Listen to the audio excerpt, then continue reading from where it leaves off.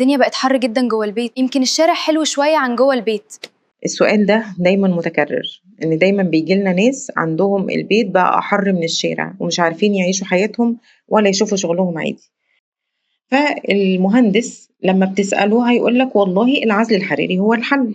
هل العزل الحراري هو الحل فعلًا؟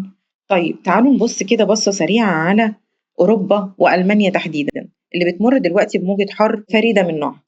هل موجة الحَر دي أول مرّة يتعرّضوا لها؟ لأ طبعًا، في 2007 أوروبا اتعرّضت لموجة حَر لدرجة إن الناس اتوفّت جوّه بيوتها من شدة الحرارة.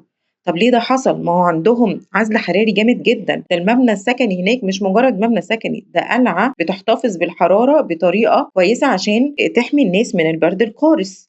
طب ما عندهم عزل حراري كويس أهو، أمال الناس اتوفت جوه بيوتها ليه يا جماعة من الحر؟ ليه الناس دلوقتي بتخرج برّه تشوف أي مصدر مَيّة تنُط فيه علشان تبرد جسمها؟ ليه ما قعدوش جوه بيوتهم؟ المباني في أوروبا عمومًا لو دخلت أي فندق هناك أو أي مبنى سكني هتلاقي إن الغلاف بتاع المبنى high thermal mass، بمعنى إن سمك الغلاف بتاع المبنى كبير جدًا، وكمان في عزل حراري جوه الlayers بتاعة غلاف المبنى، ده غير إن الزجاج مش single layer لأ ده double layer أو ممكن يكون مكوّن من 3 طبقات، بحيث إن هو يحمي البيئة الداخلية من المبنى من الحرارة إنها تخرج برّاه. الغلاف بالزجاج بكل الdesign اللي هم عاملينه ده فايدته إيه؟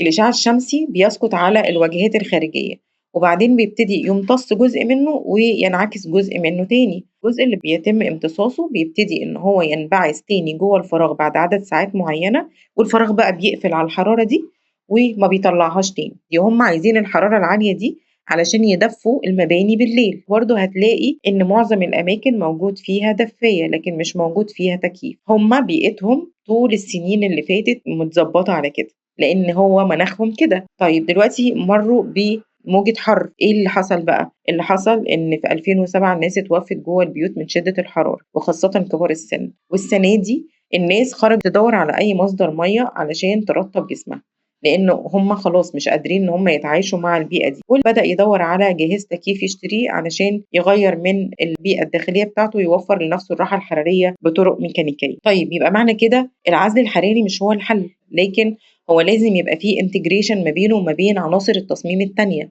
اللي إحنا بنقول عليها الpassive design techniques، اللي هي التهوية الطبيعية، تبريد الهوا عن طريق المَيّة اللي هو اسمه evaporative cooling وحاجات تانية، بحيث إن إحنا يبقى عندنا عزل حراري كويس، بنعمل له integration ما بينه وما بين التهوية الليلية عشان نتخلّص من درجات الحرارة العالية، وكمان ترطيب الهوا اللي داخل المباني قبل ما يدخل علشان نتخلّص من درجات الحرارة العالية داخل المباني.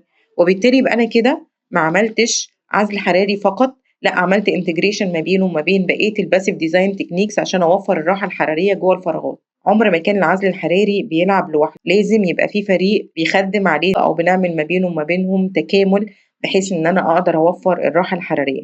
طيب إحنا كده بنعرف إزاي إن إحنا عملنا integration. هل كده بالكلام لو قعدت مع أي حد هيقول لك والله إحنا هنعمل لك كورت في النُص، هنعمل لك cross ventilation، هنفتح الشباك ده من هنا والباب ده من هنا عشان يبقى في تيار هوا.